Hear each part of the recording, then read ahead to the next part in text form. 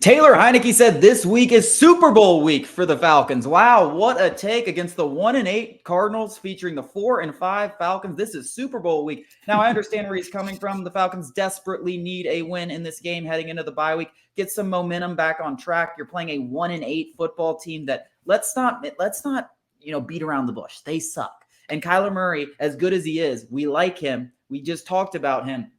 But he's making his first start of the season. Now, that necessarily hasn't been a good thing for the Falcons. That's actually been their Achilles heel over the last 2 weeks. But can the Falcons turn this season around? Because they are going in their bye week. They do host the Saints after the bye week. Can they really stick their foot in the ground and say, hey, we're not done yet. We're not done yet against this, frankly, bad Cardinals team?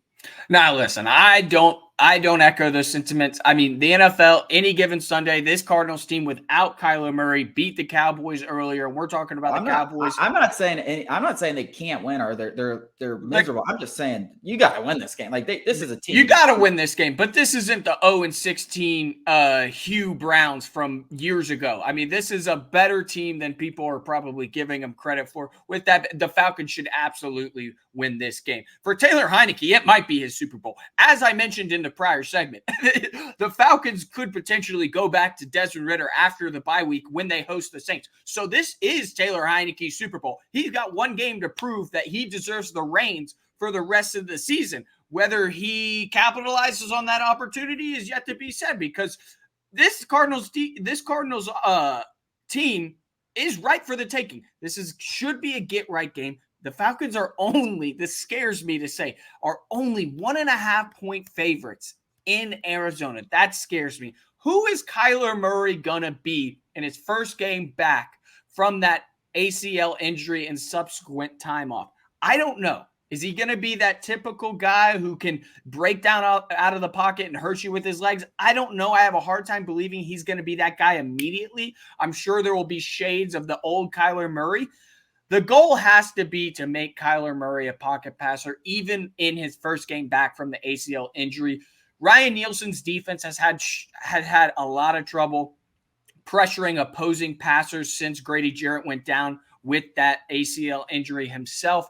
Can they get pressure against a Cardinals offensive line that is dealing with two starters are dealing with injuries, and their top backup is also dealing with an injury? So once again, the Falcons will likely have the health advantage. Can they take advantage? I'm not quite sure. I'm going to go with a 24-20 victory, a Taylor Heineke masterclass where he throws 250 yards, 2 touchdowns, but still turns the ball over one time.